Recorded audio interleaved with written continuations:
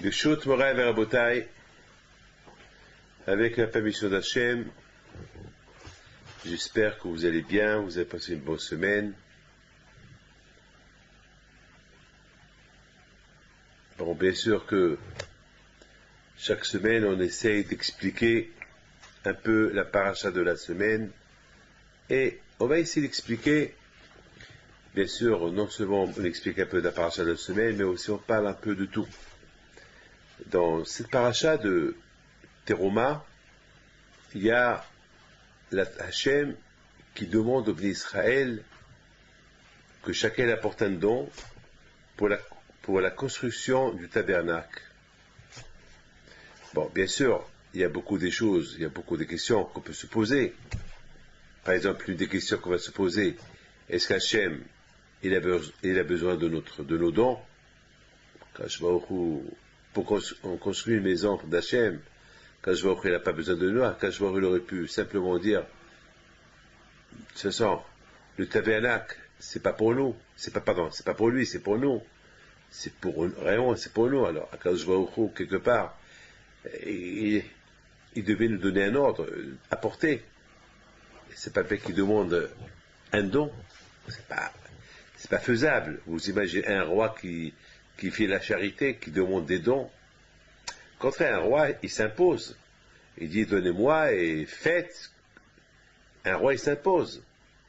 Où on a vu, vous savez, regardez, par exemple, les Champs-Élysées, par exemple, l'Élysée, où il habite le président. Ben, c'est avec notre argent que tous les frais de l'Élysée, c'est avec nos taxes, avec nos impôts que on paye tout. La Maison Blanche, c'est pareil. Il va pas nous demander des dons, c'est un prélèvement, c'est une obligation. C'est une obligation. Les Havdil, vous imaginez Hachem qui demande, s'il vous plaît, donnez-moi un don. Quand il fait le mondial, donnez-moi. Et chacun selon ses moyens, chacun selon son cœur. Mais c'est quoi ça? Mais Hachem, il n'a pas besoin de tout cela quand je vois. De toute façon, tout est à lui. Est-ce qu'il y a quelque chose qui appartient pas à Hachem? Un Neshama, un Guf Parolar, notre corps, notre âme, le Hashamaim, Shamim Hashem, le ciel, et la terre aussi elle appartient à Kadosh Baruch Hu, tout appartient à Kadosh Baruch Hu, c'est du Baal Habayit, c'est chez le propriétaire, je comprends pas. Kadosh Baruch Hu, on dirait qu'il est en train de lui demander, s'il vous plaît, cela ne vous dérange pas, Allah, donnez-moi quelque chose, donnez-moi de quoi vivre. C'est quoi? C'est comme s'il nous demandait, donnez-moi de quoi construire ma maison. Il n'a pas besoin Hachem, tout ça. Kashbaruch, c'est le Baal Habayit, c'est le propriétaire. Pourquoi pour Shabbat? Il nous demande, s'il vous plaît, il s'impose. Dans la Torah, El Mishpatim, il s'impose, il faut faire. Et celui qui ne fait pas, boum, il sera puni. On n'a jamais entendu que Hachem, il demande jamais. Vous savez, la Torah, c'est une obligation, la Torah. C'est écrit dans la Torah qu'il y a beaucoup de mitzvot que si on ne les fait pas, on est condamné. Il y a karet, il y a mita, il y a des condamnations à mort que Dieu préserve, il y a plein de choses qui arrivent. Hein. Il faut pas, ne prenez pas les choses à la rigolade. Hein. Vous savez, ce matin, on a étudié un peu la paracha de... Cette semaine, on a étudié un peu le Ben Ish Chai, on a aussi étudié un peu le Zohar, et c'est écrit dans le Zohar, par exemple, que par exemple, combien il faut faire attention pour ne pas revenir en réincarnation. Parce que vous savez, lorsqu'on faute, malheureusement, on retourne dans ce monde-là pour réparer ce qu'on a fauté dans la première vie. Bon, si on a la chance, alors peut-être on peut se faire pardonner, pas les punitions de là-haut. Mais sinon, on retourne dans ce monde-là, c'est la réincarnation. Et c'est pas facile, la réincarnation. Parce que, parfois, au lieu de réparer ce qu'on doit réparer, on est venu pour réparer quelque chose, et au lieu de réparer, on va plutôt faire encore d'autres fautes, et après c'est grave. C'est comme par exemple si quelqu'un qui est déjà en prison, et qui fait des fautes graves en prison. C'est encore plus grave. Parce que la prison, c'est la prison, c'est la punition. Et au lieu d'être gentil, et au lieu de... Et qu'est-ce qu'on fait? Et qu'est-ce qu'il fait le prisonnier en prison? Il fait du tout pour être sage, pour peut-être on va lui faire une remise. Alors vous imaginez que dans la prison, il tue quelqu'un en prison, c'est encore plus grave. C'est encore plus grave. Donc beaucoup de fois, ça peut arriver qu'on retourne dans ce monde-là pour se faire réparer, pour réparer une faute qu'on a fait dans la première vie ou la deuxième vie, on ne sait pas combien de fois on est venu déjà dans ce monde-là, et on risque, Dieu préserve, de faire encore des fautes plus graves, et c'est grave. Et on a étudié ça ce matin. Et on sait très bien que la punition, elle existe. La punition, elle existe, que Dieu préserve. Alors, on voit que la punition est liée à cause qu'on ne fait pas des mitzvot. Donc la Torah, elle exige. Il faut faire Shabbat, il faut respecter le mikvé, il faut mettre des tefilines, il faut manger du kasher, il faut faire cela. Et Hachem l'exige. Donc, je ne comprends pas. D'un côté, Hachem, il exige de nous des choses, et si on ne les fait pas, il y a une punition à faire. Et de l'autre côté, qu'est-ce qu'on voit? On voit qu'Akadosh Baruch Hu, lorsqu'il s'agit de nous demander de construire le tabernacle qui est quelque part, qui est pour nous, qui est pour notre bien, Akadosh Baruch Hu, il demande, s'il vous plaît, si ça ne vous dérange pas, faites-moi un petit service, Vikroli Teruma, chacun selon son cœur, chacun selon sa bonté, un peu d'or, un peu d'argent. Attends, mais c'est Hachem, tout ce qu'on a, il vient d'Akadosh Baruch Hu. Pourquoi Hachem ne demande pas un ordre? Il faut faire. Il faut une obligation. Dites-nous, apportez obligation. Là, on voit qu'Hachem, non, il est sage. Mes amis, on va laisser cette question de côté. On va essayer un peu d'expliquer certaines choses qui sont un peu très importantes pour nous, pour pouvoir, si Dieu veut, comprendre beaucoup de choses dans la Torah. Parce que chaque semaine, chaque mercredi soir, on se réunit autour de ce petit écran pour expliquer un peu les choses de la semaine, les choses de la Torah. Et beaucoup des fois, on aborde un peu des sujets, beaucoup des fois, on parle un peu, je vous raconte quelques histoires de la semaine. Et on va essayer un peu d'expliquer un peu certaines choses. Vous savez que être juif, c'est une obligation. Si on est juif, c'est une obligation quand même de respecter la Torah. Il faut savoir une chose, que la Torah, c'est notre identité.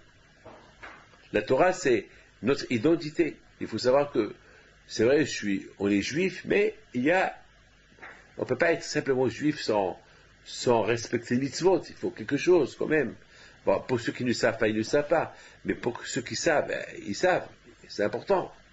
C'est une identité. Alors, je voudrais vous raconter vraiment une petite histoire. Une petite histoire, c'est une super histoire. Lorsque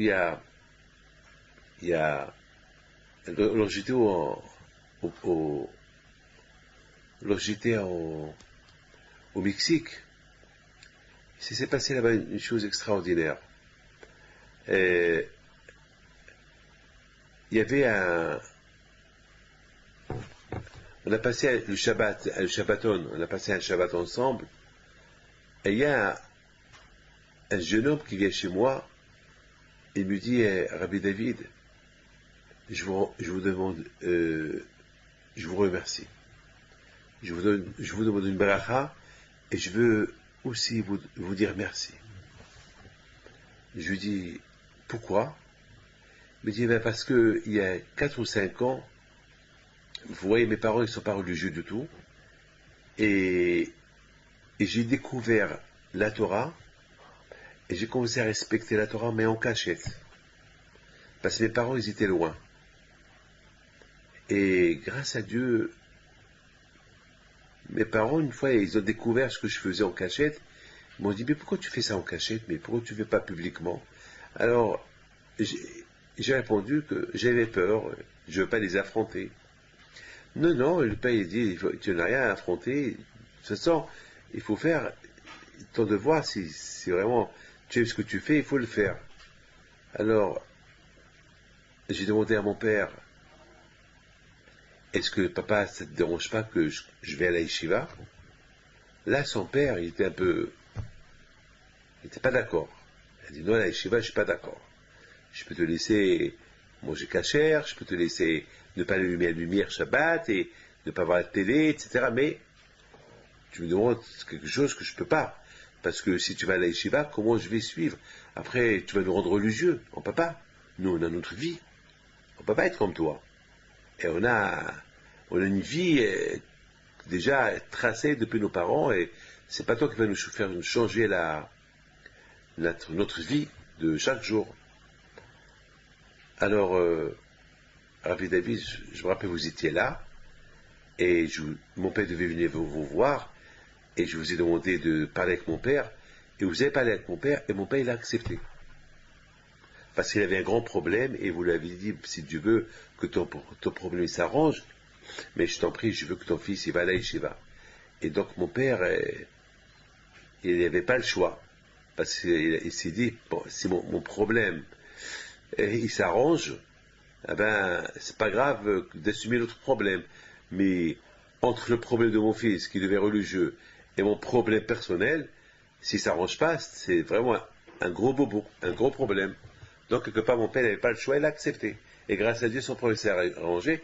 Et maintenant, non seulement que je suis bien, je suis dans la Torah et tout, mais mes parents aussi, ils ont fait une grande yeshiva. Et voilà, mes parents sont venus passer avec nous Shabbat. Ça m'a fait plaisir. Vous savez, ça m'a fait plaisir. Cette semaine aussi, j'ai eu un problème ici à Paris. Je vous en parle d'une jeune fille.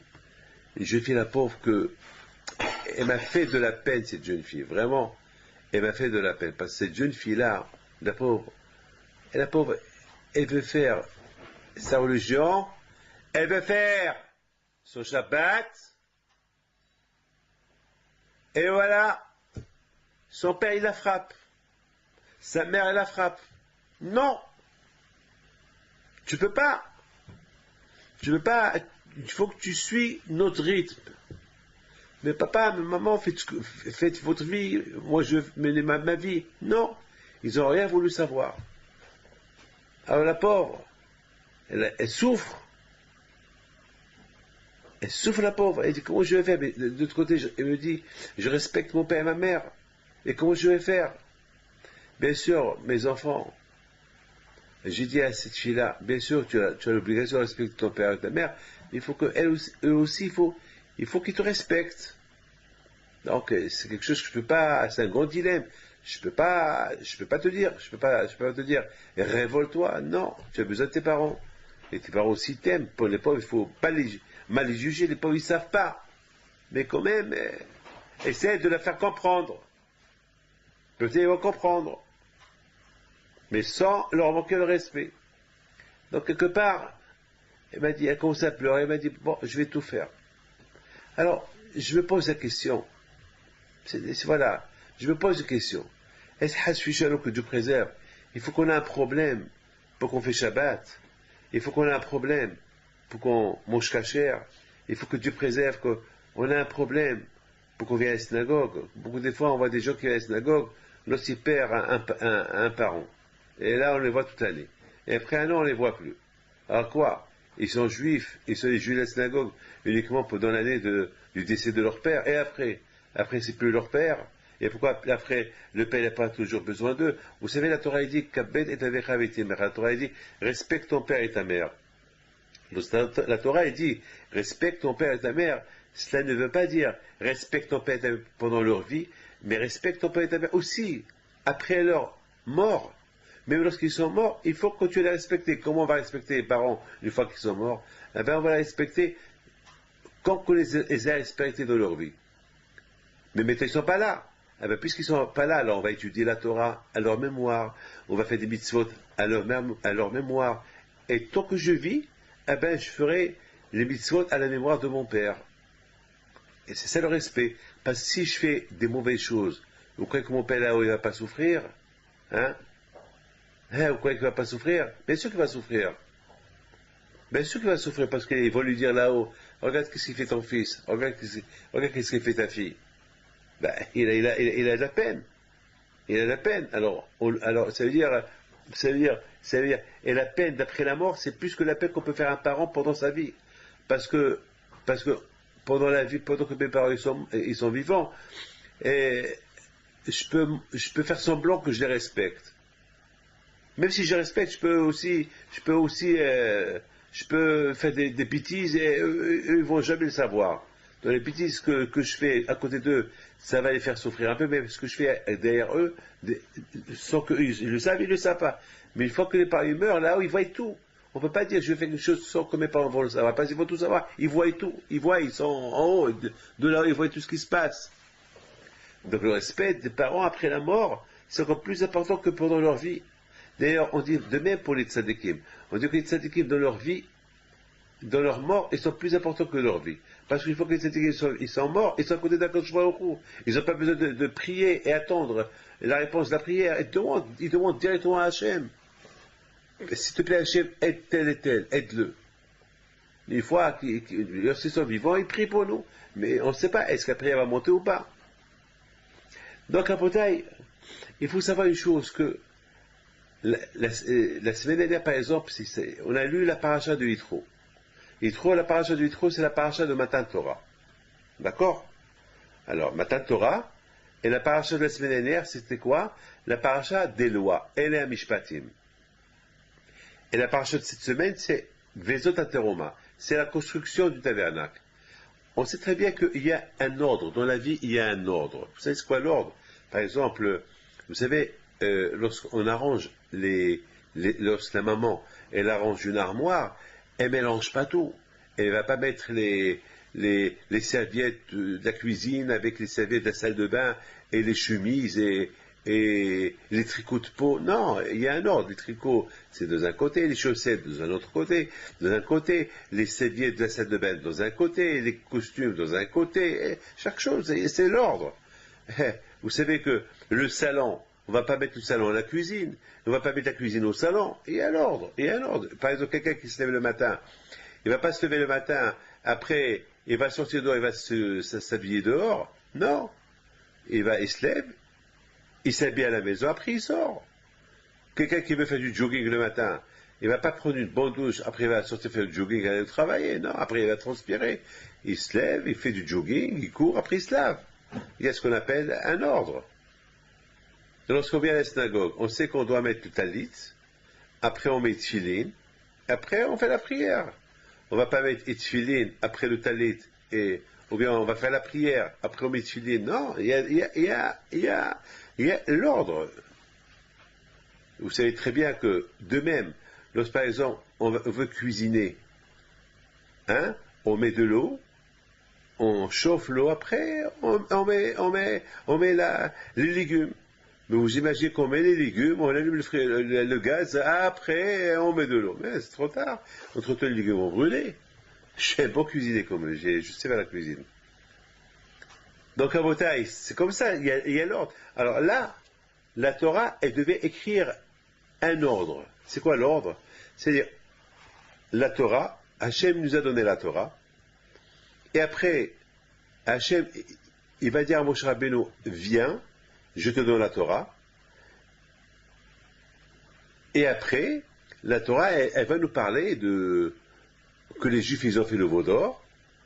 Et à cause du veau d'or que les Juifs, ils ont fait, Hachem leur a dit, bon, maintenant que vous avez fait le veau d'or, j'ai besoin d'avoir une maison avec vous. Avant que vous ayez fait le veau d'or, je n'avais pas besoin d'une maison, parce que j'aurais pu résider en vous sans le Beth Amikdash, sans le tabernacle. Mais maintenant, il faut que j'ai une présence avec vous. Une présence, un endroit que chaque fois que vous le voyez, vous allez sentir que je suis avec vous. Il faut quelque chose, c'est comme par exemple, c'est comme un arbitre. Vous savez que les Havdil, lorsqu'il y a un match de football, il y a un arbitre. Lorsqu'il y a un match de tennis, il y a un arbitre qui est là, qui surveille, qui gagne, qui perd, et s'il y a un pilantise, il y a un arbitre. Donc le Beth Amikdash, ça va être l'arbitre. Alors quand je vois il dit à Israël, maintenant que vous avez fait le veau d'or, donc il faut construire un Beth Amikdash. Comme ça, ma présence, elle sera avec vous. Voilà. Mais maintenant, je ne comprends pas. Pourquoi la Torah, elle a pas été en ordre.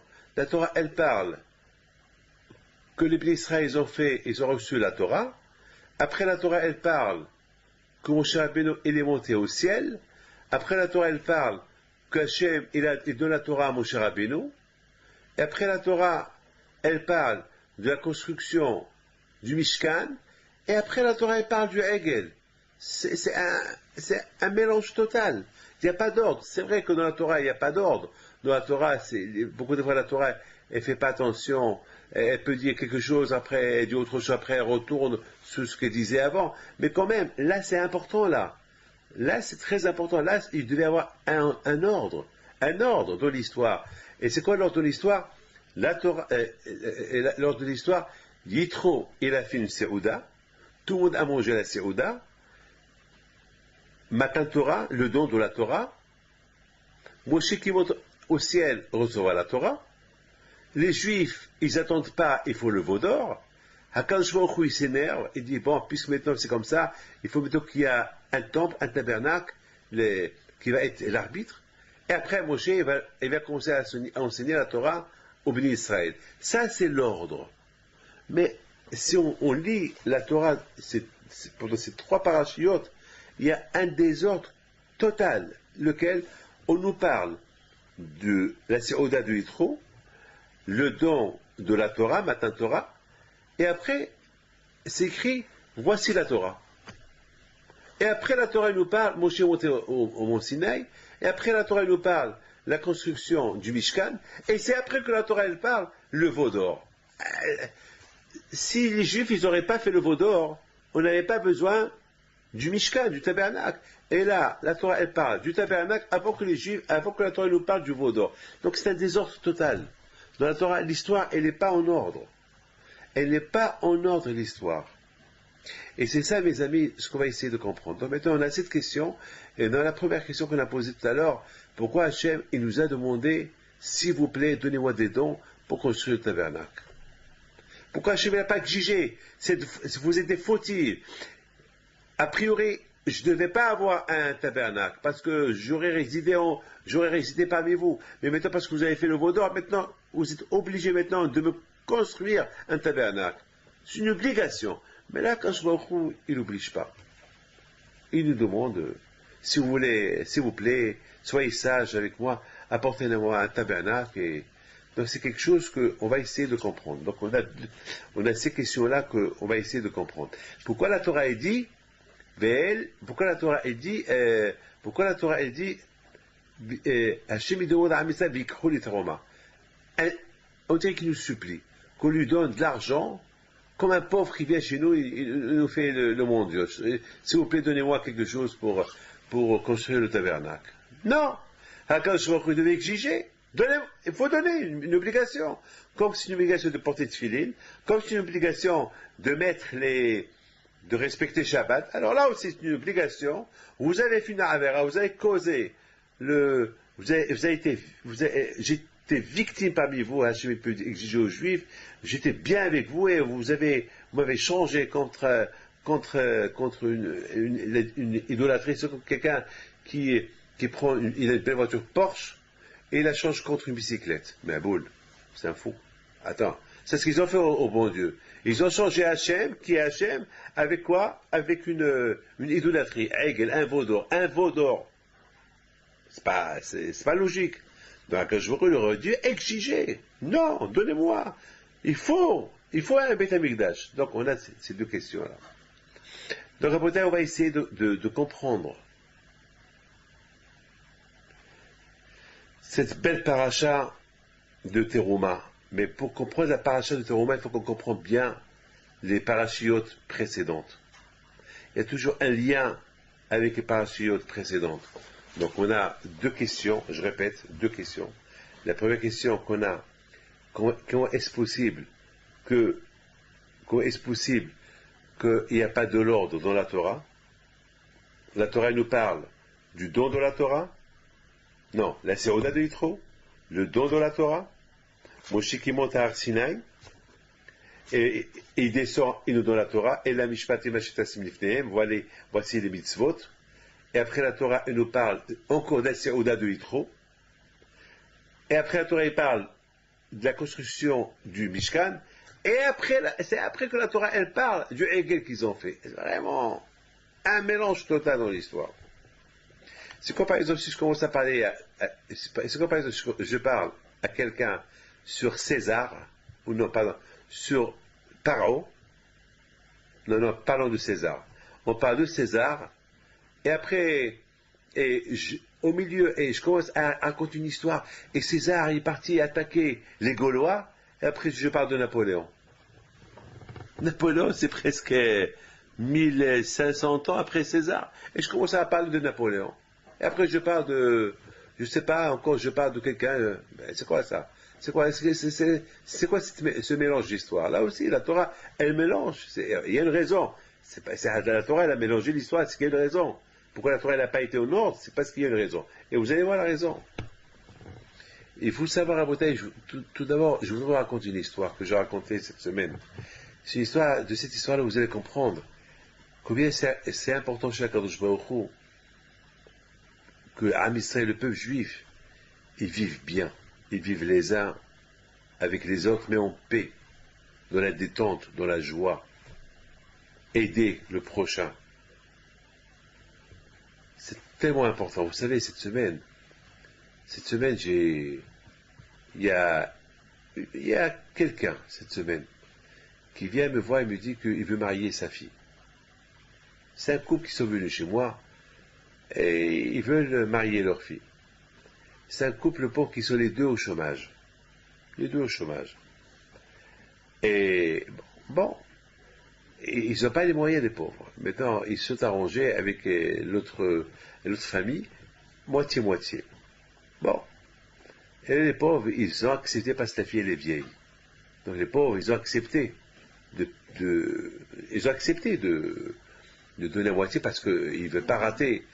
Et alors après, le couple, ils se sont dit, avec quoi? Comment on va faire? Comment on va faire pour marier notre fille? Comment maintenant on s'est engagé? Comment on va faire? Elle dit, bon, Dieu est grand. Dieu est grand. Dieu est grand. Peut-être Hachem va nous aider. Mais vraiment, la femme dit à son mari, mais comment? J'ai plus rien à vendre. J'ai ni montre, rien, il n'y a rien à vendre. Même ce que j'ai à vendre, c'est même pas de quoi payer notre part du traiteur. Qu'est-ce qu'on a à la maison? Il n'y a rien à la maison. Il regarde sa femme et dit, je sais qu'on n'a rien du tout, mais il y a Hachem. C'est le juif. Le juif, il a le bitachon en Dieu. J'ai toujours dit, je suis dans la maison, c'est ce qu'on a appris chez mon père. Toujours, je le répète. Je répète toujours à mes élèves, à mes enfants, toujours répète, nous, on a appris de chez mon père qu'il y a un papa. Il y a deux papas, pardon. Il y a le papa biologique, il y a le grand papa qui est à Kadosh Baruch Hu. C'est comme ça qu'on a grandi. On a grandi dans cette idée que lorsqu'on a besoin de quelque chose, on demande à papa. Et c'est quoi papa? C'est la prière. Il faut prier. Il faut savoir prier. Il faut savoir prier. Vous savez, il y avait une fois Rabbi David, Baalataz. Une fois Rabbi David Al-Shalom, une fois, il habitait à Volv, en Ukraine. C'était un grand tzaddik. Un jour, il avait un talit très très vieux, déchiré. Une fois, les femmes, ils ont décidé de lui faire un talit. Parce qu'à l'époque, on ne fabriquait pas les talitotes comme aujourd'hui. À l'époque, on faisait talitotes. Et puis voilà, les femmes, ils se sont arrangés, ils ont arrangé un bon talit pour le Rabbi David Baalataz. Et dès qu'ils ont pris le talit à Baalataz, il leur dit merci mesdames, vous êtes super gentils, que le bon Dieu vous protège, vous êtes super, vraiment, mais je suis obligé, je suis navré, je suis obligé de vous refuser. Il leur dit pourquoi Rabbi, pourquoi? Mais il leur a dit ce talit-là, j'ai prié avec ce talit toute ma vie j'ai prié avec ce talit, et je veux, tant que je vis, je veux que ce talit-là, après 120 ans, je sais qu'on va m'enterrer avec ce talit, et après 120 ans, je veux que ce talit, il témoigne devant Akadosh Baruch Hu que toujours, tous les Shmounei Esrei, tous les Hamidot que j'ai fait, je les ai fait le Kavana, que j'ai jamais pensé à rien du tout, que j'étais concentré à la prière. C'est important pour moi ce talit-là. Je veux qu'il témoigne pour moi ce talit-là. Regardez, c'est ça. C'est prier à Akadosh Baruch Hu. Savoir prier à Akadosh Baruch Hu, c'est Hachem. Il faut savoir prier à Akadosh Baruch Hu. Donc, il dit à sa femme, bon, Hachem, il est grand. Et cette femme-là, une fois, elle voit une femme de l'école, elle a commencé à discuter avec elle, où tu vas? Allez, j'ai rendez-vous avec Rabbi David Pinto, je vais aller le voir pour une bracha. Ma fille, elle n'arrive pas à avoir des enfants. Et entre autres, grâce à Dieu, demain il y a une Brit Mila au son de Rambam de quelqu'un que, après des dizaines d'années qu'il n'a pas eu d'enfant. Et Baruch Hashem, c'est la prière. Après des dizaines d'années que c'était pas possible qu'il pouvait avoir des enfants, et je leur ai dit, il faut prier Hachem, vous allez voir. Et ils ont commencé à changer un peu leur tactique, ils ont commencé à mettre à prier un peu mieux, et à quand je leur a donné un enfant, demain c'est la Brit Mila, Baruch Hashem. Donc cette femme-là, elle entend ça, elle dit, ah, alors, bon, on va aller, ça ne vous dérange pas que je vais avec vous, moi aussi je demande une bracha, ma fille elle doit se marier, elle n'a pas dit qu'elle n'a pas d'argent, elle est venue, elle est venue. Il faut voir à Botaï, lorsqu'elle est venue, elle est rentrée chez moi, elle a parlé d'une façon, je vous donne un parole d'honneur, elle a parlé d'une façon déterminée que Hachem, il allait lui donner. Alors c'est moi qui ai commencé un peu à lui poser des questions. Mais comment voulez-vous que le bon Dieu vous donne cette somme d'argent pour payer votre mariage? Elle dit, a priori, je ne vois pas, je ne sais pas. Mais Hachem, il est grand, je ne sais pas, j'ai aucune idée. Hachem, il doit avoir beaucoup des façons pour me donner ça. Quand je vois et c'est lui qui tient le monde entier. Et je lui pose encore des questions pour voir jusqu'à où sa émouna, elle est grande vis-à-vis de Akadosh Baruch Hu. Et finalement, à la fin, j'ai vu que cette femme-là, elle me dit, nous, on attend jusqu'aux dernières minutes. Bon, si on n'a pas, alors peut-être ils ne sont pas du mazal. Ah, peut-être Hachem n'a pas voulu il ne veut pas nous donner l'argent, parce que peut-être ma fille, c'est pas du mazal ce garçon-là. Ah, je vais ta fille, elle est vieille. Comment alors, et si elle se marie pas maintenant, avec qui elle va se marier? Et même si elle doit se marier avec un autre, et toujours vous aurez le problème d'argent. Ah ben, elle me dit, eh ben oui, tant qu'on n'a pas l'argent, si on n'a pas l'argent, c'est que Hachem ne veut pas qu'elle se marie. Et voilà. Et la façon comment elle parlait, m'a parlé, j'ai vu cette femme, comment elle parle, quelle émouna elle a en Akadosh Baruch Hu, comment elle parle de cette émouna-là. Alors je dis à cette femme, c'est quoi le mariage? Elle me dit, c'est dans une semaine et demie. Et je commence à réfléchir. Je dis, bon ma fille, n'aie pas peur. N'aie pas peur. Continue à prier, Hachem va t'aider. N'aie pas peur. 100% Hachem va t'aider. Bon, après, j'ai pris l'initiative de voir comment l'aider. J'ai vu cette émouna qu'elle a. Finalement, j'ai dit que cette émouna qu'elle a, cette femme, avec le fait déjà qu'elle sort, elle rencontre quelqu'un qui vient me voir, elle aussi, elle vient, elle ouvre, elle ne me demande pas d'argent. Hein. Je ne donne pas, elle ne m'a rien demandé. Simplement, elle voulait voir pour son problème. Eh ben, tout de suite, je me suis dit, eh ben, Hakadosh Baruch Hu, il lui a fait dans sa tête, par rapport à la prière qu'elle a priée, et par rapport à la prière que son mari, il a prié, Hakadosh Baruch Hu, tout de suite, il a trouvé le remède. Va sur Rabbi David. C'est tout. C'est-à-dire, vous voyez, Hakadosh Baruch Hu, il trouvait les solutions à tout le monde. Il aurait pu l'envoyer, il aurait pu faire la même histoire qu'elle voit chez un autre. Bon, elle est venue chez moi. Mais bien sûr, si Dieu veut, avec l'aide d'Hachem, sa fille, elle va se marier. Parce que je vais l'aider, si Dieu veut. Elle va se marier, elle ne sait pas, bien sûr, ce que je suis en train de vous dire là, elle n'est pas au courant. Parce que je sais qu'elle ne voit pas ça, elle est très pauvre, les pauvres, ils n'ont même pas un ordinateur, ils n'ont même pas de téléphone. Donc, et de toute façon, je vous ai pas dit qui est, ni rien du tout. Donc, vous ne savez pas de qui je parle. Mais pour vous dire, regardez comment, moi, j'ai compris une chose, que le fait qu'il est venu me raconter cette histoire, sa vie, son problème, je me suis senti responsable. J'ai ressenti que je suis responsable de cette fille-là, de sa fille qui doit se marier. Hachem m'a donné, vous savez quoi? Akadosh Baruch Hu, c'est le bon Dieu. Akadosh Baruch Hu, il donne du travail à chacun. Il ne peut pas tout faire lui. Akadosh Baruch Hu, il est là-haut, il donne le travail à chacun. Ben, il m'a donné ce travail, comme le travail qu'il m'a donné, que je reçois les gens, le travail qu'il m'a donné, que je voyage le monde entier, les quatre coins du monde pour apporter la Torah aux gens, eh ben, Hachem m'a envoyé cette femme-là. C'est tout. Donc, vous voyez, Rabotaï, combien c'est important chez Akadosh Baruch Hu l'amour du prochain. Cette fille-là, c'est comme ma fille. Beaucoup de fois, on va dépenser pour nos filles, pour nos enfants, des grosses sommes. Pour les autres, c'est pas notre problème. Et pourquoi? Un homme, il doit il doit sentir le problème de l'autre comme son problème. Et c'est ça la paracha de Elea Mishpatim.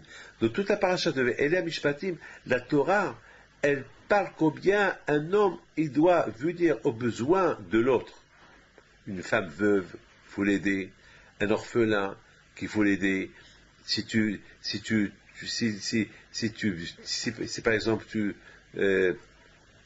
tu blesses quelqu'un, il faut le payer, il faut l'aider. Tu fais du mal à quelqu'un, il faut payer le mal que tu lui as fait. C'est pas la Torah, c'est important la Torah. Combien l'homme il doit arriver à sentir non seulement son besoin à lui, mais il faut qu'il arrive à sentir le besoin de l'autre. Et si l'homme il ne comprend pas le besoin de l'autre, c'est grave, très très grave. Il faut savoir une chose, que la Torah Hachem, il veut nous apprendre combien c'est tellement important pour lui lorsqu'on se sent responsable des autres. Parce qu'Akadosh Baruch Hu, il est là-haut, il me donne, Baruch Hashem, il me donne l'argent. Mais Akadosh Baruch Hu, c'est pas pour mes beaux yeux il m'a donné l'argent. C'est pas pour mes beaux yeux il m'a donné l'intelligence pour comprendre la Torah. Non. C'est pas ça qu'il veut que je diffuse la Torah. C'est pas ça qu'il veut aussi que j'aide les autres. C'est comme ça. C'est pas possible. C'est pas possible que. Et c'est ça. Les gens, de toute façon, après 120 ans, ne prennent rien du tout avec nous. Et c'est dommage. Tout reste là. Pourquoi tu n'as pas profité de ta vie? Vous savez qu'est-ce que la Gemara a dit? La Gemara a dit il y a des gens qui sont fous, qui se privent de manger, ils se privent de tout. Et gardez. Les gens qui veulent garder. Et que les gens ils veulent se priver de tout. Pourquoi tu te prives? Profite de la vie. Profite de l'argent que le bon Dieu t'a donné. Mange, bien sûr. Je dis pas, va au casino, va dans les endroits que c'est péché d'aller. Mais au moins, profite de l'argent. Profite, mange, achète-toi des vêtements et achète-toi. Il y a beaucoup de gens qui mangent rien. Toute la journée, travail. Total, pourquoi? Pour garder l'argent. Et alors, tu les gardes. Pour quelle raison tu les gardes? Pourquoi tu les gardes? Rabotaï, c'est très important de savoir que celui qui ne profite pas de la vie, et de le cacher, ben c'est un fou. C'est un fou. Pourquoi après 120 ans, c'est les enfants qui vont tout hériter, et alors quoi? Ils vont s'acheter des Porsche, des Mercedes, des voitures, et alors, on a gagné quoi? Eux, ils profitent, nous, on a fait ni tzedaka, ni rien pour qu'on laisse tout à nos enfants, et les enfants, et ils s'éclatent. Pourquoi? Aussi, ils travaillent. Qu'est-ce que moi, mon père m'a laissé? Rien du tout. Qu'est-ce qui me manque? Rien du tout. Mon père, pendant sa vie, il avait de l'argent, il les a utilisés, il a fait la tzedaka, il a gâté ma mère, il nous a gâté, Baruch Hashem, il nous a laissé quoi? La bracha. Et grâce à Dieu, nous, après, on a réussi grâce à Dieu. Qu'est-ce qui nous manque? Rien du tout, Baruch Hashem. Qu'est-ce qui nous manque? On a tout grâce à Dieu. Alors, on n'est pas des milliardaires, mais Baruch Hashem, on a on a des vêtements, on a des yeshivot, on s'occupe des gens, on fait la tzedaka, Baruch Hashem. Oui, grâce à Dieu. Et même si j'étais multimilliardaire, je vais faire quoi avec? Je vais les manger.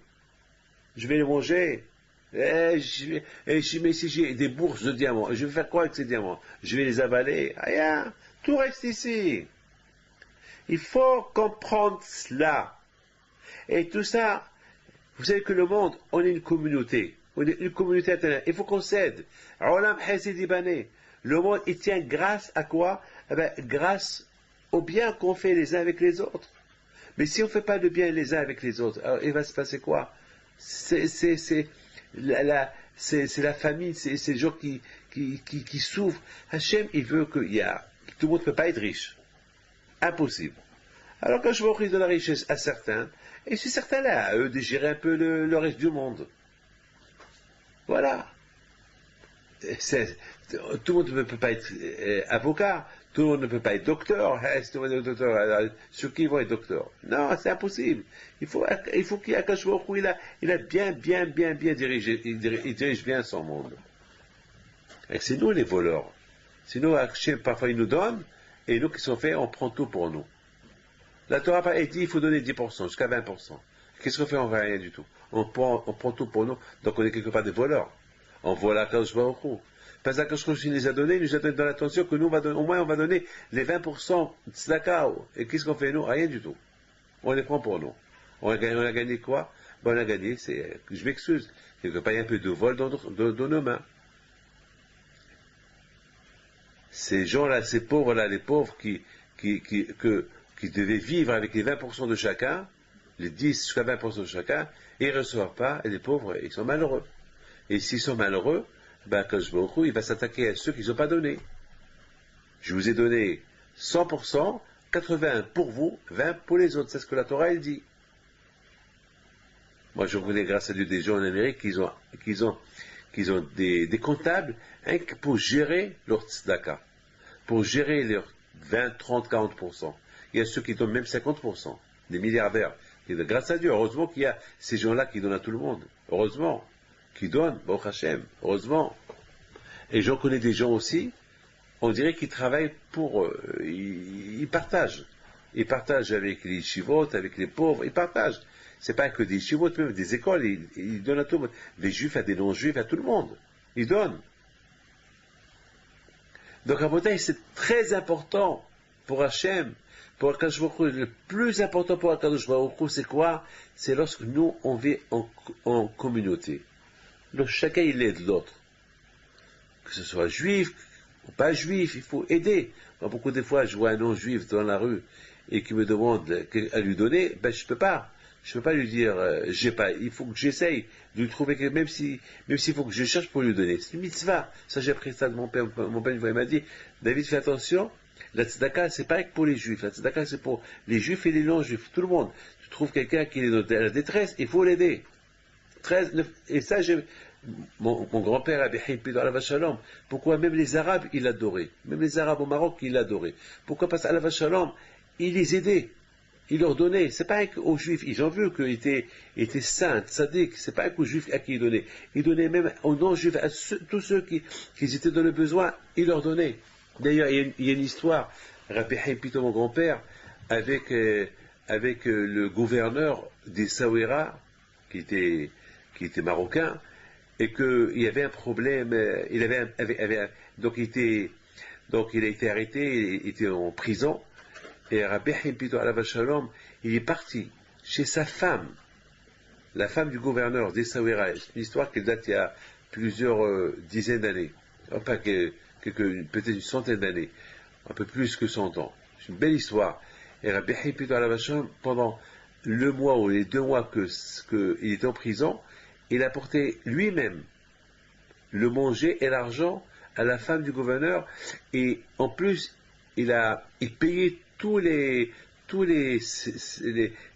serveurs et les femmes, les bonnes qui étaient là-bas, parce qu'il lui a dit, toi ma fille, tu es habituée à être gâtée parce que ton mari c'était le gouverneur, et parce que mettons on l'a accusé qu'il a fait quelque chose contre le roi de l'époque, donc n'aie pas peur, je sais que ton mari il a rien fait, c'était que des fausses accusations, c'est des gens jaloux qui l'ont jalousé, et tu vas voir, le roi il est assez intelligent pour une fois qu'il est en train de mener son enquête, il va découvrir que ton mari il a rien fait, il va être libéré. Donc ma fille, n'aie pas peur, je suis là, je veux que tu vis comme tu vivais avant. Et Rabbi Hippido, il empruntait de l'argent à gauche et à droite pour que la femme du gouverneur, elle vit convenablement. Et il s'est passé qu'après un mois, le gouverneur d'Essaouira, il était acquitté, et le roi de l'époque, il lui a même demandé pardon. Bien sûr, ils l'ont libéré, il est retourné à Essaouira à sa place. Il arrive à Essaouira, et à l'époque, il n'y avait pas des fax, des téléphones, des portables. Donc, ça veut dire, il a été libéré, il est parti, il a pris la route vers Essaouira sur les chevaux et de l'époque, voilà, sur les chariots de l'époque. Et il arrive à la maison, et il voit la lumière à la maison, il voit beaucoup de monde à la maison, et la musique. Il s'est énervé. Il dit, quoi? Moi j'étais en prison, et ma femme, et ma famille, ils sont en train de fêter des fêtes, et d'où ils ont l'argent, ils étaient en colère, ils étaient furieux. Et soudainement, tout le monde qui sort à l'accueillir. Et lui était furieux. Et quoi? Qu'est-ce qui se passe? Ils lui ont dit, Votre Excellence, ne t'énerve pas. C'est Rabbi Haïm Pinto qui est venu chez nous hier. Il nous a dit que tu allais être libre, que le roi allait te libérer, et que c'est lui qui nous a apporté l'argent, et c'est lui qui nous a dit de faire une fête, et de préparer la fête, et pour t'accueillir dans cette joie-là. C'est pas nous, c'est Rabbi Haïm Pinto.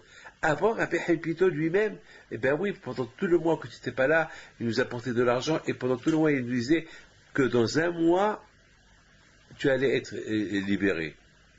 Et chaque jour, il venait nous consoler, il nous envoyait de l'argent. Dès qu'il a entendu ça, il a dit Rabbi Haïm Pinto, il a rencontré Rabbi Haïm Pinto, ils se sont embrassés, il a dit merci beaucoup. Il a dit merci beaucoup. Alors Rabbi Haïm Pinto lui a dit, c'est notre devoir. La reconnaissance que nous avons vis-à-vis de toi, que les Juifs ils sont là, que tu les accueilles bien et tu t'occupes d'eux, c'est normal que nous aussi, on te fait pareil. Et en plus, c'est tout à fait normal que quelqu'un qui est dans la détresse, peu n'importe qui il est, il faut venir à son aide. Et surtout, vous. Voilà, Rabotai. Ça, c'est une histoire extraordinaire que notre papa, que Dieu repose son âme en paix, il nous racontait toujours. Il nous a inculqué l'amour du prochain. Et c'est très important chez Hachem, l'amour du prochain. Regardez, j'étais en train de lire ici une histoire dans le livre Or Hadash de la Chaim Zaitchik al-Vachon qui raconte, il y avait une fois un tzaddik qui s'appelait Rabbi Abraham Gardinsky, que lui, il était le directeur de la yeshiva de Slavotka. Et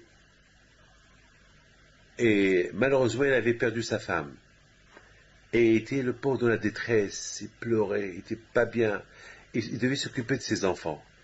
Et un jour, il y a un de ses élèves, il s'appelle Rabbi Abraham, et voilà, il vient, il tape à la porte, il va vers son maître, et il lui dit, Rabbi Abraham, j'ai été libéré de l'armée. À l'époque, l'armée de russe, c'était pas facile d'être, vraiment, c'était un miracle d'être libéré de l'armée russe. Vraiment, c'était un miracle. Et Rabbi Abraham, il voit son élève, il voit son élève qui a été libéré, il va vers lui, il l'embrasse, il le prend dans ses bras, il l'embrasse, il était content avec lui, il dit super, je suis content. Et Rabbi Abraham, il lui dit, eh ben, au moins, avec tout le chagrin que j'ai eu de perdre ma femme, eh ben, au moins tu m'as rempli mon cœur de joie. Ben, maître, lorsque j'ai lu cette histoire-là, je suis commencé à réfléchir. Ce monsieur-là se rappelle, il perd sa femme. Il pleure sa femme. Il s'occupe de ses enfants. Et regardez la joie qu'il a. La joie qu'il a maintenant, que quelque part cette joie-là, il lui a fait un peu oublier le chagrin de sa femme.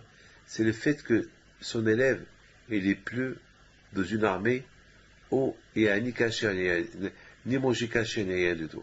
Regardez l'amour du prochain. L'amour du prochain. Souvent à Bretagne, beaucoup de fois, on entend des gens qui font des cours de Torah. Il y avait une fois quelqu'un, beaucoup de fois, il y avait quelqu'un, beaucoup de fois, il avait des problèmes avec sa femme. Et lorsque sa femme, elle est morte, je me rappelle, il pleurait, il disait des belles phrases. Il a dit, tu me manques, tu t'es tzadéké, tu t'es super, et tu t'es ça, et jamais je me manquerai rien du tout. Alors, quelque part après, je l'ai appelé, j'ai dit, dommage toutes ces belles phrases que tu as dit, c'est dommage que tu ne l'as pas dit lorsqu'elle était vivante, c'est dommage. Maintenant qu'elle est morte, est-ce qu'elle t'entend ce que tu dis maintenant? Est-ce que tu lui fais plaisir avec ces paroles que tu lui dis? Ces belles paroles-là, tu aurais pu lui dire lorsqu'elle était vivante. Là, ça lui fait plaisir. Mais tant qu'elle est morte, elle est dans une boîte. Et il a fallu que tu attends qu'elle soit dans une boîte pour que tu dis ces phrases-là. Beaucoup des fois, on entend des rabbins qui meurent. Ah, les pauvres pleurent. Mais c'est rappel lorsqu'il était vivant. Est-ce qu'on leur a fait kavod? Est-ce qu'on leur a fait kavod lorsqu'ils étaient vivants? C'est maintenant qu'ils sont morts, maintenant on parle du bien d'eux. Mais pourquoi on n'a pas parlé du bien d'eux lorsqu'ils étaient vivants? Pourquoi? Beaucoup des fois, le soir qu'il arrive un pépin, c'est là qu'on regrette. Beaucoup des fois, je ne veux pas raconter, beaucoup des fois, je vois lorsqu'il y a des enterrements, malheureusement, je vois des gens qui viennent à l'enterrement, et ces gens-là qui n'étaient pas bien avec le mort. Et c'est maintenant que vous venez, je me dis, c'est maintenant qu'ils sont morts. Pourquoi lorsqu'ils étaient vivants, vous n'êtes pas allés les voir? Pourquoi vous n'êtes pas rangé avec eux lorsqu'ils étaient encore vivants? C'est maintenant qu'ils sont morts. Ben, c'est trop tard maintenant. Cette satisfaction de donner le plaisir qu'on peut donner à quelqu'un, c'est lorsqu'il est vivant.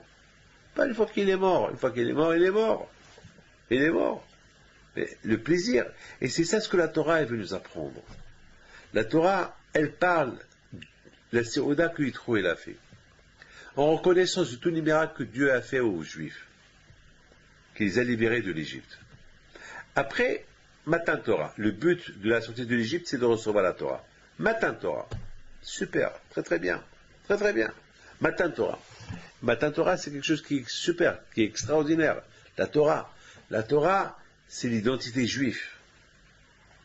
C'est l'identité, c'est ça qui va nous donner une identité, vivre selon le rythme de la Torah. C'est pas faire la Torah lorsqu'on a un pépin, lorsqu'on a un problème. Non. La Torah, elle est adaptée pour n'importe quelle situation où on se trouve. Vous avez compris? C'est ça, mes amis. Et après, la Torah tout de suite, elle parle pas du veau d'or, elle ne parle pas des choses qui sont liées avec Dieu. Non, ou la construction du tabernacle. Toute cette Torah, elle parle elle est Mishpatim. Ce qui est important chez Hachem, comment nous on doit vivre ensemble, être bien les uns avec les autres. C'est ça la Torah. Akash s'en fout si on est idolâtre. Le plus important, qu'on soit bien entre nous. Bien sûr, à l'époque de Ahav, le roi Ahav, les gens à son époque, à l'époque du premier temple, ils étaient idolâtres. Idolâtres, des juifs idolâtres. Et toutes les guerres qu'ils ont fait, ils ont gagné les guerres.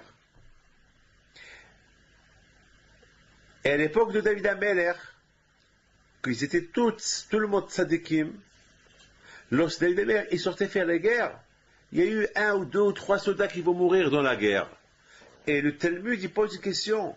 Quelle est la raison que les rois, le roi David, Ameller, son armée, qu'ils étaient des grands tzadikim, pourquoi il y avait des morts parmi ces soldats pendant la guerre? Pourquoi? Et le roi Ahav, qui est juif, qui était un grand rachat avec Dieu, qui était idolâtre, pourquoi toujours il gagnait les guerres? Jamais, presque jamais, il y a eu un soldat qui est mort. Et le Talmud, il donne une réponse extraordinaire. Le Talmud, il dit parce que les soldats de David Ameller, ils avaient la médisance entre eux. Ils parlaient du Lachon Hara, chose qu'ils n'étaient pas unis. Parfois, il y avait un qui va critiquer l'autre.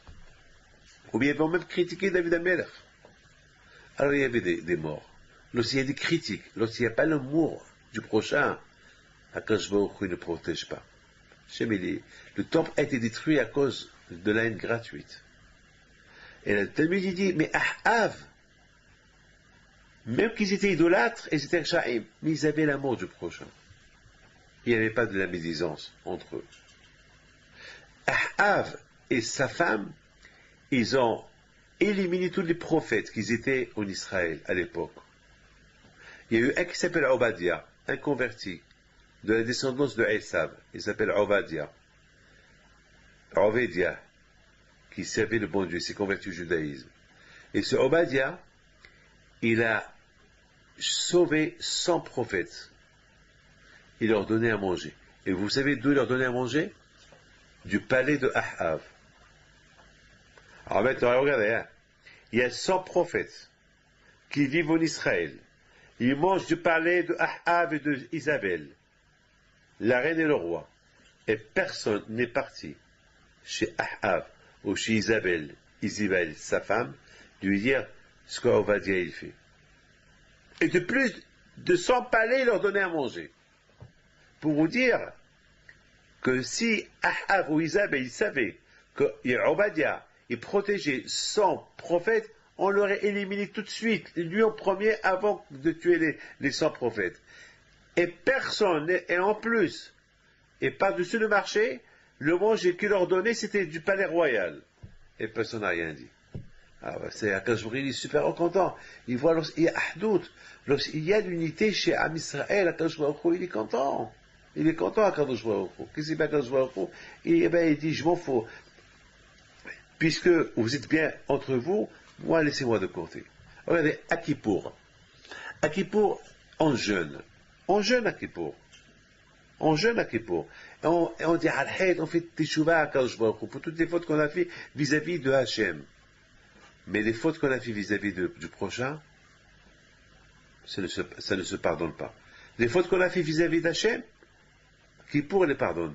Mais les fautes qu'on a fait vis-à-vis de nos copains, j'ai frappé mon copain, j'ai parlé du mal sur mon copain, j'ai fait du mal à ma femme, ou à mon père, ou à mon fils, eh bien le bon Dieu ne pardonne pas.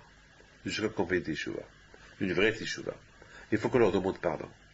On n'a pas demandé pardon, c'est pas pardonné. Donc vous voyez que le bon Dieu, il est super. Ce qu'il veut d'Hachem le plus, comment nous on vit. Parce que si nous on vit bien, Hachem il est content. Pas 100% que si nous, entre nous, on vit bien, on va finir et réussir à être bien avec le bon Dieu. D'ailleurs, on a vu que même qu'il était idolâtre, à la fin il a fait teshuva. Il a fait le grand teshuva. Le plus important, mais si on est bien avec Dieu, on n'est pas bien entre nous, c'est grave. Vous savez, Dieu, c'est le roi. Un roi, c'est important pour lui il a un peuple. À quoi il sert un roi sans le peuple? À quoi il sert Dieu sans un peuple? Alors, Hachem, il a fait un peuple, il lui a donné la Torah, mais ce peuple-là, il ne peut pas vivre individuellement. Chaque être, il va dire, moi, c'est mon Dieu. C'est notre Dieu. Elokeinu. Elokeinu. On dit Torah Tziva Lanu, Moshe. La Torah que Moshe nous a ordonnée. C'est pas la Torah que Moshe, c'est pas Torah Tzivali, que la Torah que Moshe m'a donnée, il nous a donné. On dit Hachem, notre Dieu. C'est pas Hachem, mon Dieu, c'est notre Dieu. Et pour qu'il soit notre Dieu, il faut que nous, on soit unis.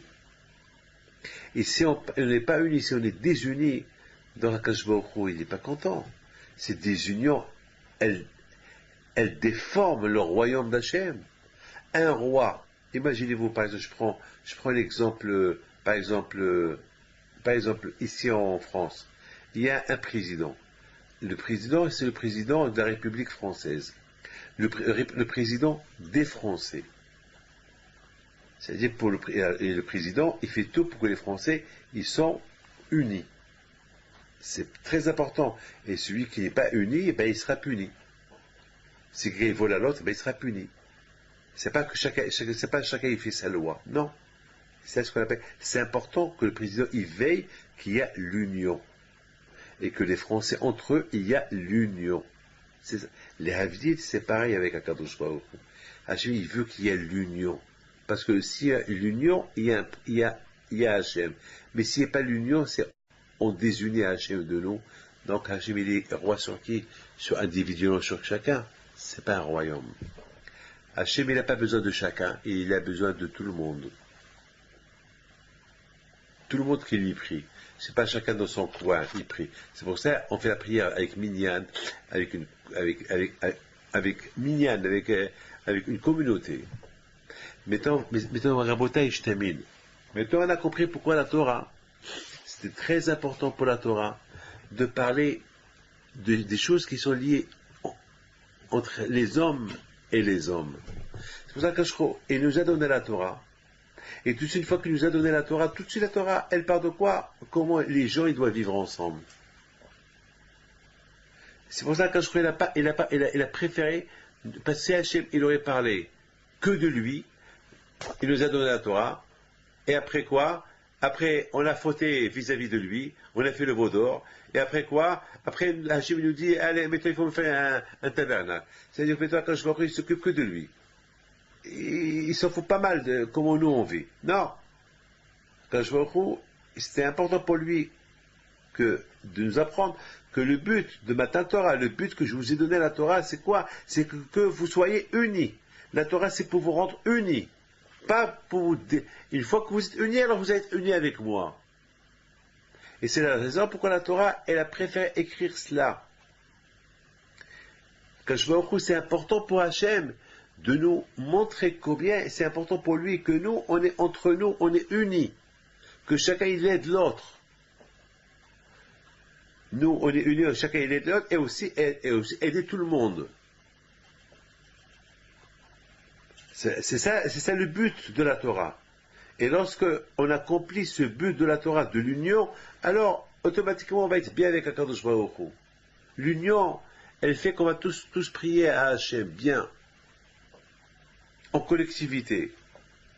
C'est la raison pourquoi il n'y a pas eu d'ordre dans l'histoire. La Torah, elle parle de la Séouda que Yitro a fait, très bien, tout le monde est venu à la Séouda, super, on l'a bien accueilli, c'est l'union. Un étranger qui vient, il veut s'associer, il veut devenir un converti, alors on l'a bien accueilli, très bien, je me dis content, il a écrit, et tout de suite quoi? Tout de suite c'est le don de la Torah, et après, tout de suite la Torah, elle parle de quoi? Une fois qu'il nous a donné la Torah, il nous parle maintenant, quand je me remets maintenant, voilà les lois, comment vivre entre vous. Et c'est après que la Torah nous a parlé, bon, la faute qu'ils ont fait, le veau d'or qu'ils ont fait, et maintenant, puisqu'ils ont fait un veau d'or, alors il faut maintenant construire le tabernacle. Maintenant, on a répondu à la question. Maintenant, il nous reste la première question qu'on a posée. Pourquoi Hachem il devait nous supplier? Pourquoi Kadosh Baruch Hu il devait nous supplier? Pourquoi? Pour lui donner l'argent, pour apporter l'argent pour construire le tabernacle. Et de là, vous apprenez la bonté du bon Dieu.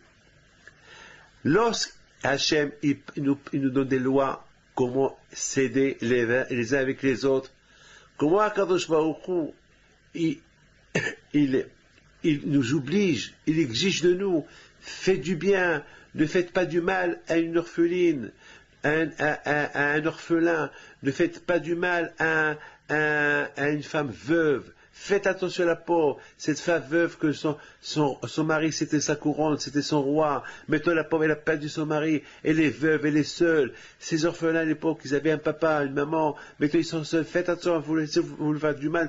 Je vais vous punir. Quand je vois il est très strict avec ces choses-là. Lorsqu'il s'agit de faire du miet, tzedaka, se comporter bien avec quelqu'un, être bien avec les gens, ne pas voler, ne pas tuer, quand je vois il exige. Il faut donner ma'aseh, il faut donner un 10%, il faut donner un 20%, il faut aider les nécessiteux, il faut faire ceci, il faut faire cela, faites attention. Mais là, ça, quand je parle de lui, il nous demande de la charité. Kadosh Baruch Hu, pour lui, le plus important, que nous, on soit bien entre nous. On s'aide entre nous. Regardez Raboté. En général, un roi, il cherche que son bien. Un roi, il cherche à profiter de son peuple. Un roi, il veut que tout le monde s'agenouille devant lui. Mais pas Kadosh Baruch Hu. Kadosh Baruch Hu, il est super. Kadosh Baruch Hu, tout ce qui s'agit de lui, il n'est pas très exigeant.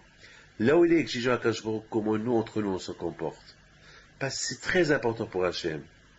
Lorsque Hachem, il voit que nous, entre nous, on se comporte bien, on finira bien à se comporter avec lui. Mais le problème, c'est que si entre nous, on ne se comporte pas très bien, on ne va pas se comporter bien avec le bon Dieu. Une fois, j'ai posé une question à quelqu'un, je lui dis, comment tu sais que tu aimes le bon Dieu? Prouve-moi que tu aimes le bon Dieu. Ben, il dit, bien sûr que je l'aime. Je dis, prouve-moi. Quelle preuve que je l'aime? Ben, il dit, je ne peux pas te prouver, mais je l'aime. Je dis, non, c'est bon, mais prouve-le. Ben, il n'arrivait pas à me prouver. Je dis, tu sais, si tu veux savoir que tu aimes le bon Dieu, uniquement si tu aimes ton prochain. Parce que Dieu, tu ne le vois pas. Si tu n'es pas celui que tu vois, comment tu vas me dire que tu aimes celui que tu ne vois pas? C'est impossible. Mais si déjà tu crois en celui que tu vois, et tu l'aides, tu lui enseignes la Torah, tu l'aides pour les rabbins, ils lui enseignent la Torah, comme par exemple le travail que je fais, j'essaie tout, de donner mes connaissances, je ne garde pas mes connaissances pour moi, mes connaissances de la Torah, je les donne, j'essaie de donner l'amour aux gens, l'amour d'Hachem, l'amour de Dieu. C'est important ça. Et de plus que je donne l'amour de Dieu aux autres, j'apprends à aimer encore plus Dieu. Un homme, il aide son prochain. Il lui montre qu'il aime, il l'aide. Alors, c'est preuve qu'il aime Dieu. C'est preuve qu'il aime Dieu. Mais s'il n'aide pas son prochain, comment il va aimer Dieu? Bon, beaucoup de gens, ils disent, ouais, Dieu, tu ne parles pas de Dieu. Mais être le prochain, c'est normal, c'est normal. Ben, tous ces gens qui disent c'est normal, eh ben, même si j'ai leur prochain, c'est pour avoir une médaille, c'est pas pour un homme qui veut découvrir Dieu uniquement à travers le prochain.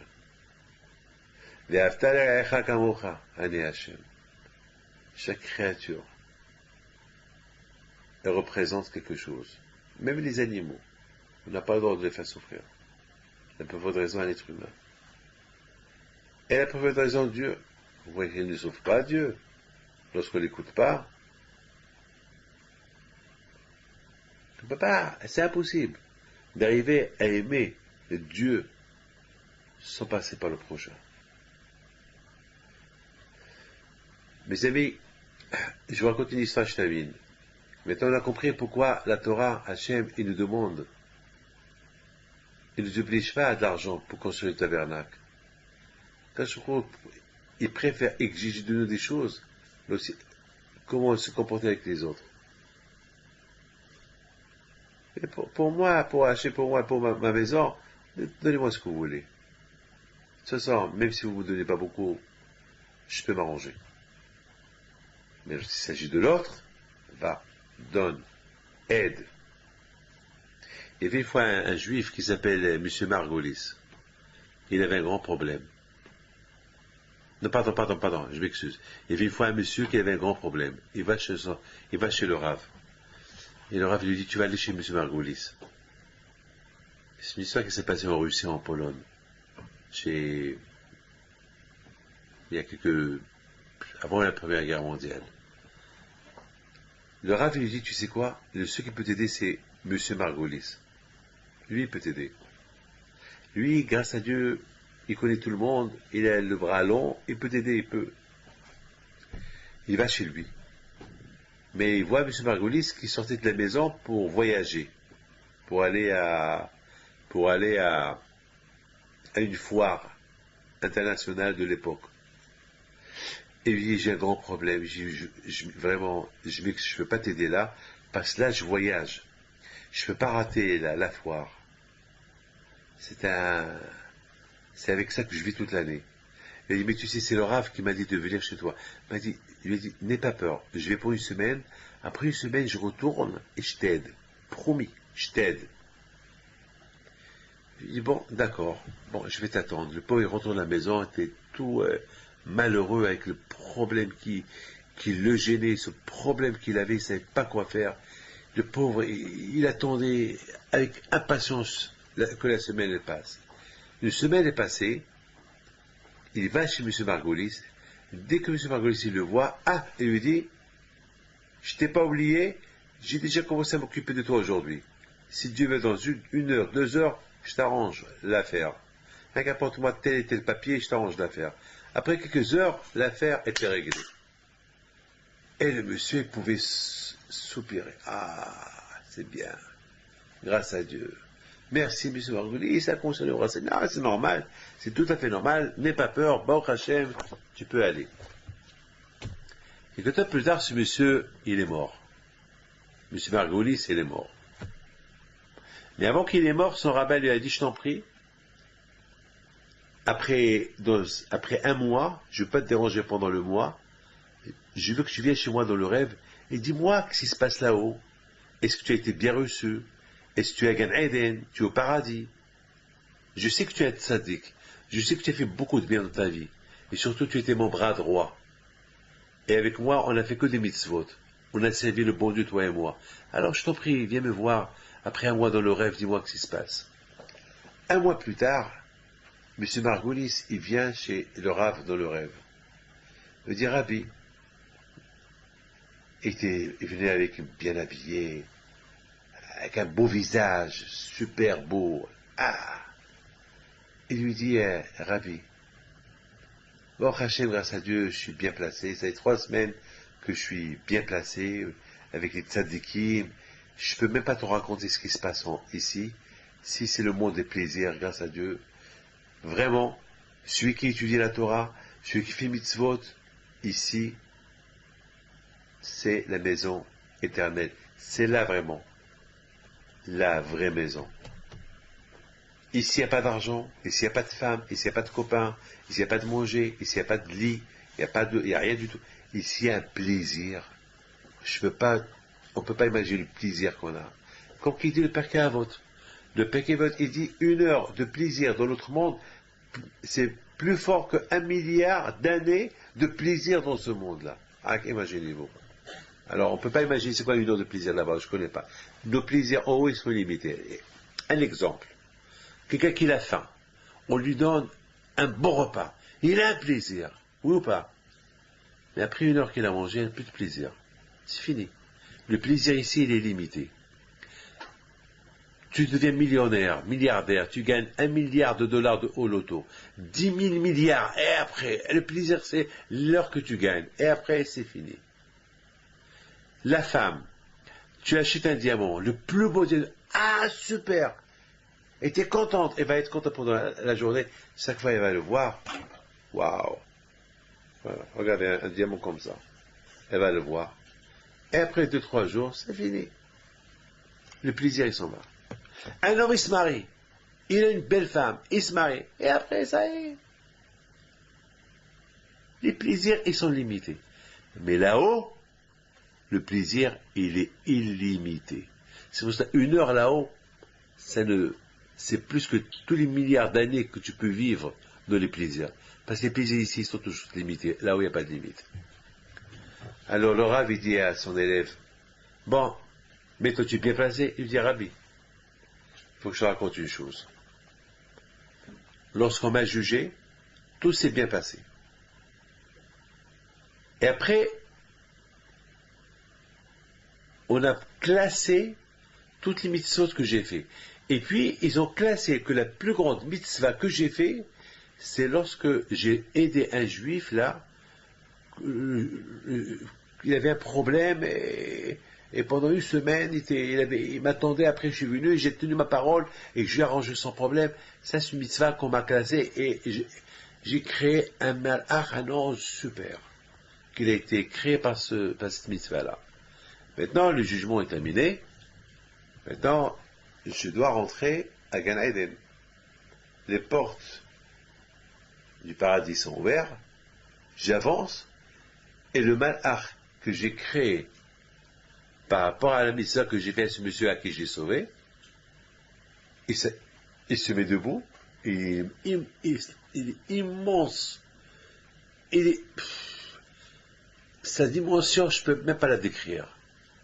Il me gêne le passage. Il dit, tu passes pas. Comment je passe pas? Mais toi, c'est moi qui t'ai créé avec les mitzvahs que tu as fait. Comment maintenant tu me laisses pas rentrer? Non, tu rentres pas à Gan Eden. Pourquoi? Ben, tu es resté en dehors de Gan Eden. Pourquoi? Mais je vais être jugé, on m'a dit, tout est bon. Non, mais ce juif-là que tu as laissé attendre 1 semaine, tu aurais pu l'aider quand même. Tu aurais pu tout de suite aller, avec les connaissances que tu avais, tu aurais pu aller tout de suite et arranger son affaire, et après tu prends ton chemin et partir à la foire. Tu l'as laissé 1 semaine attendre. Et pendant 1 semaine, il souffrait. Alors, l'équivalent de la semaine que tu l'as entendu, tu vas rester dehors, tu ne vas pas rentrer à Gan Eden pendant une semaine. Le Rav, il entend, il le dit après. Et après une semaine, il m'a laissé rentrer, il m'a accompagné à ma place. Vous vous rendez compte? Vous vous rendez compte? Vous voyez aussi ce soir, vous voyez combien Hachem il veut. On ne fait pas souffrir autrui. Et c'est ça la raison pourquoi la Torah, elle parle. Après le don de la Torah, d'ailleurs même dans Matan Torah, il y a les 10 commandements. Et dans les 10 commandements, il y a là-bas des commandements qui sont en rapport avec le prochain. Ne tue pas, ne vole pas, ne monte pas, ne sois pas respecte ton père et ta mère, ne sois pas un mauvais témoin. C'est des choses, Hachem, au lieu qu'il nous parle de lui, il nous parle des autres. Au lieu qu'il nous parle respectez-moi, il nous parle, il faut respecter les autres. Ben c'est ça, mes amis. C'est pour ça que la Torah, elle a pas écrit les histoires en place, en règle. Elle parle du don de la Torah, elle parle les lois qu'il nous a données, qui sont vis-à-vis de l'homme, et après la Torah, elle parle de Nadav et Abihu qu'ils ont mangé, et ils n'ont pas fait attention comment ils ont mangé, ils ont commencé un peu à regarder la Shekhina, l'auréole, chose qu'il ne fallait pas faire, mais malgré tout, quand je ne les a pas punis. Pourquoi? Parce que il n'a pas voulu casser l'ambiance de la joie. Tout le monde est content, Hachem n'a pas voulu casser l'ambiance. Parce que c'est très important à Kadosh Baruch Hu que les Juifs ils se prennent en main, comme aimer les uns les autres. Et c'est après que la Torah, elle parle du Mishkan, et après la Torah, elle parle d'Hachem. Après la Torah, elle parle de lui. Ce qu'on lui a fait, maintenant, puisqu'on lui a fait ça, il faut maintenant construire le tabernacle. Et même ça, au lieu que la Torah, elle parle du vaudor qu'on a fait, après la Torah, elle parle du tabernacle, non. La Torah, elle parle du tabernacle qu'il faut faire, après la Torah, elle parle du... Parce que la Torah, il veut pas... Quand il préfère donner que des bonnes nouvelles. Voilà mes enfants. Et même lorsqu'il demande pour lui, il demande que peu, pas beaucoup. Mais lorsqu'il demande à faire la charité avec les autres, il demande de donner beaucoup. Mes enfants, je vous souhaite, Shavuot, je voudrais vous annoncer que je suis grand-père, ma fille elle a un garçon, et la Brit Mila, si Dieu veut, c'est cette semaine. Alors que le bon Dieu vous protège, et vous donne à vous tous la santé, la joie, la prospérité, si Dieu veut. N'oubliez pas, avec le dehors que chacun de vous il doit appeler tout le monde pour les associer à voir chaque mercredi soir ce cours de Torah qui est le cours que je propose à vous tous de le voir. Que le bon Dieu vous protège. Une bonne semaine. Shavuot.